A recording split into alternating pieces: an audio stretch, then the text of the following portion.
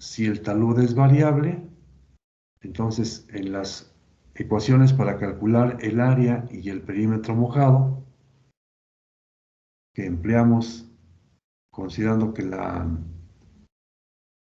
condición de máxima eficiencia hidráulica se puede obtener a partir del criterio de la primera derivada.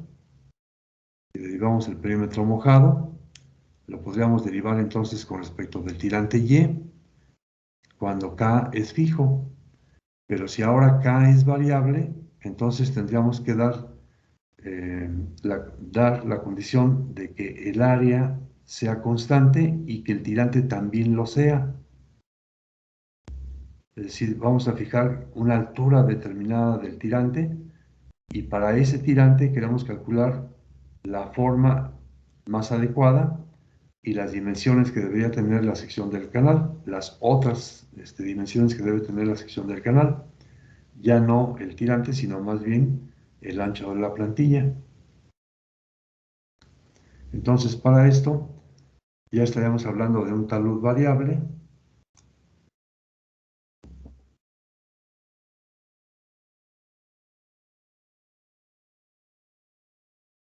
Un talud variable. Y como les decía, entonces ahora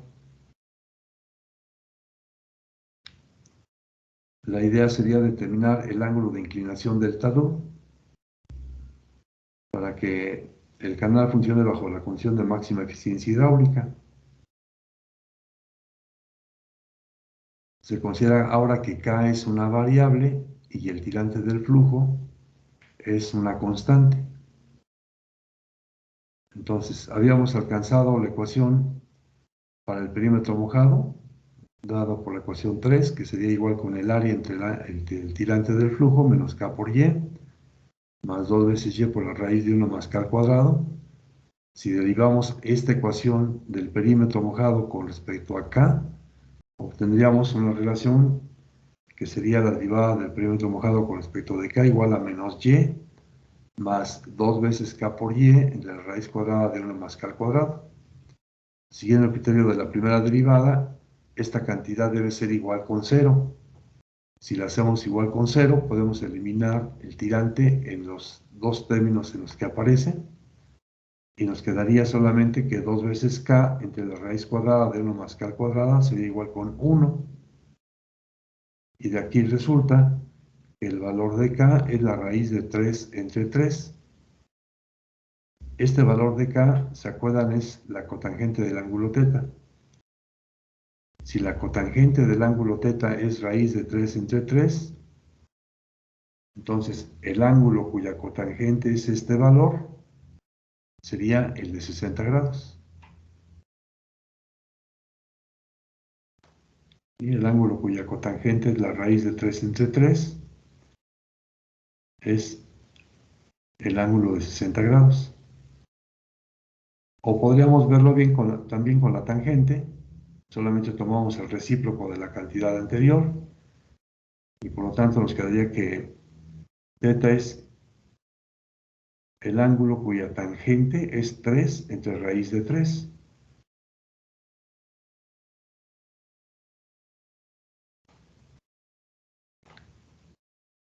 Con lo cual obtendríamos lo mismo, el ángulo θ es igual con 60 grados. Esto significaría que la sección de máxima eficiencia hidráulica para un ángulo de 60 grados es la mitad de un hexágono.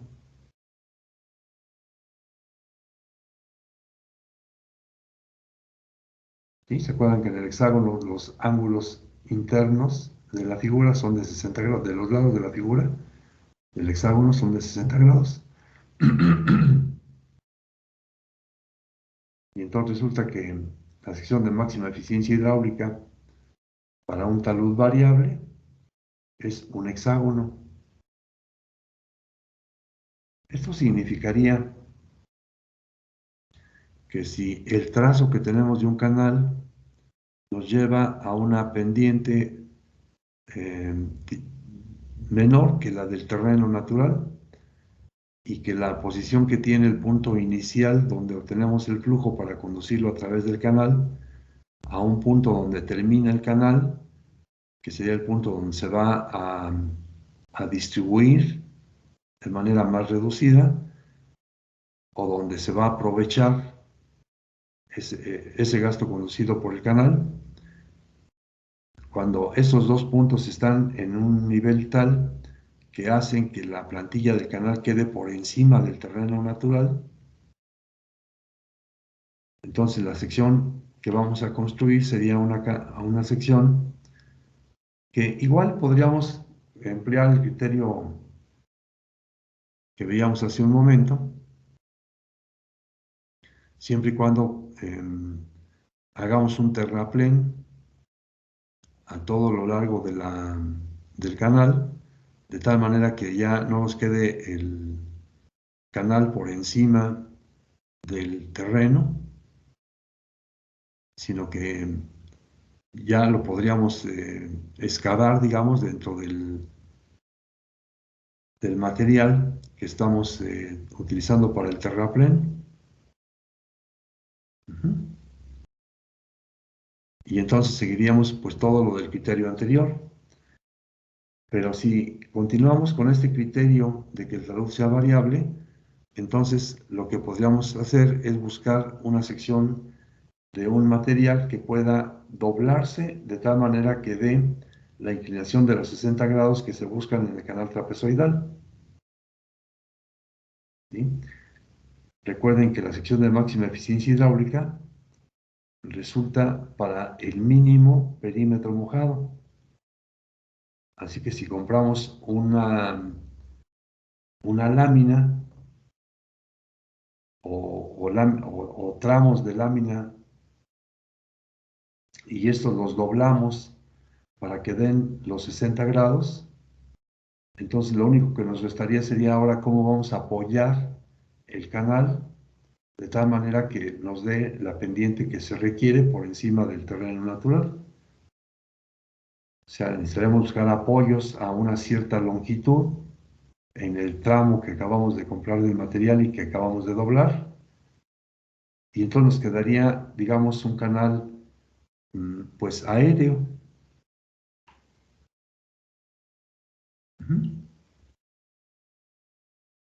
Esto es si el canal es trapezoidal. Si el canal es de una forma distinta, podríamos seguir este mismo criterio y obtener entonces una tabla como esta, en la que aparecen en la primera columna las secciones transversales, en la segunda columna el valor que tendría el área para la sección de máxima eficiencia hidráulica, el perímetro mojado, el radio hidráulico, el ancho de la superficie libre y el tirante hidráulico Y. En el caso de la sección trapezoidal, quedamos que es la mitad de un hexágono. El área sería la raíz cuadrada de 3 por el tirante Y elevado al cuadrado. El perímetro mojado nos quedaría como 2 por la raíz de 3 por el tirante Y. El radio hidráulico, fíjense, es la mitad del tirante. El radio hidráulico nos queda igual con 0,5 por el tirante Y, es decir, la mitad del tirante. El ancho de la superficie libre nos queda como 4/3 de la raíz de 3 por el tirante Y. Y el tirante hidráulico nos queda de 0,75 por el tirante Y. En el caso de la sección rectangular es la mitad de un cuadrado. Por lo tanto, el área sería 2 veces Y por el tirante elevado al cuadrado. El perímetro mojado es 4 veces el tirante. El radio hidráulico nuevamente es igual a la mitad del tirante Y. El ancho de la superficie libre es 2 por la raíz del tirante Y. Y el tirante hidráulico es igual al tirante del flujo, al tirante Y. Si se trata de una sección triangular, la sección de máxima eficiencia resulta ser la mitad de un cuadrado con una diagonal vertical. La mitad de un cuadrado con la diagonal vertical. Y entonces esto nos daría un área hidráulica del tirante elevado al cuadrado un perímetro mojado de 2 por la raíz de 2 veces y, un radio hidráulico,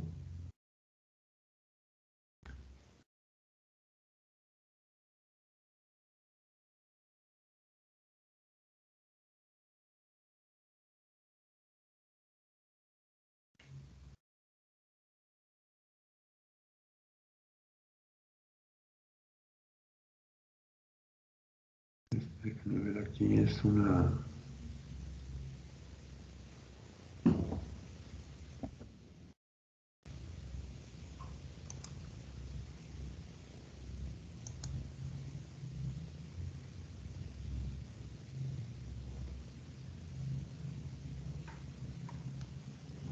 Este es 2 por la raíz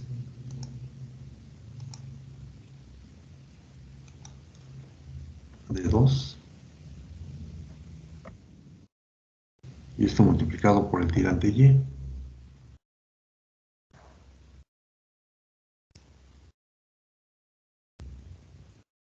El radio hidráulico quedaría igual a 0,25 por la raíz de 2 por el tirante y.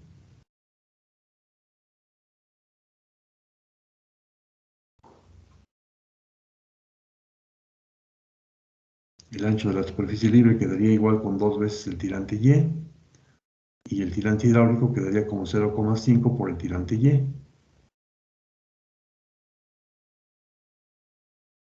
La sección circular de máxima eficiencia hidráulica resulta ser la mitad de un círculo.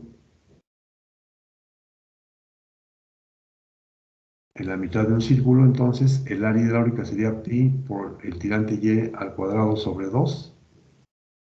¿Sí? Pi por y al cuadrado sobre 2. El perímetro mojado es pi por y. El radio hidráulico sería de 0,5 por el tirante y.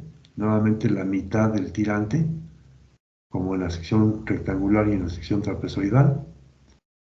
El ancho de la superficie libre sería 2 veces el tirante y el tirante hidráulico sería 0,25 por pi por y. En los libros de hidráulica de canales que tienen en la bibliografía, pueden encontrar esta tabla, incluso con algunas formas más allá de las que tenemos aquí. Pero estas son, como ya habíamos comentado en alguna ocasión, las más usuales. Por eso es que se las estoy presentando en esta especie de resumen de esta tabla.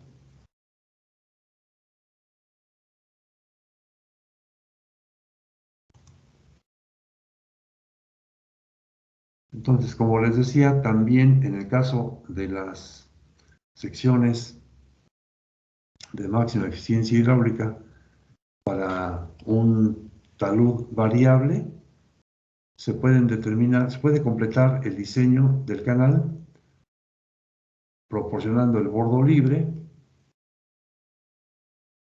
como ya comentamos.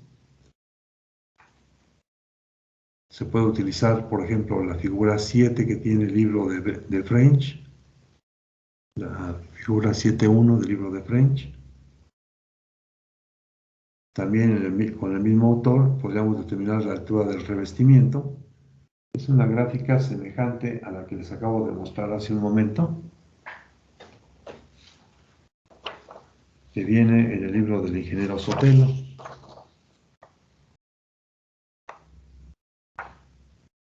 De hecho, está en la página 737 del libro del ingeniero Sotelo, como seguramente habrán leído, en la página 737. Es de hecho la misma gráfica que la que tiene el libro del ingeniero Sotelo.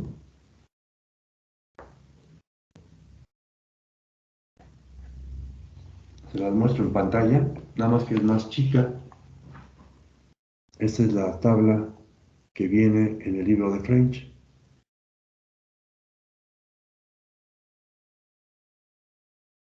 Sí se puede apreciar. Y como ven, es igualita a la anterior que les mostré. Solamente que la anterior que les mostré está contenida en una página y por lo tanto pues es más fácil de leer que esta otra. Pues así se puede determinar el bordo libre y la altura del revestimiento.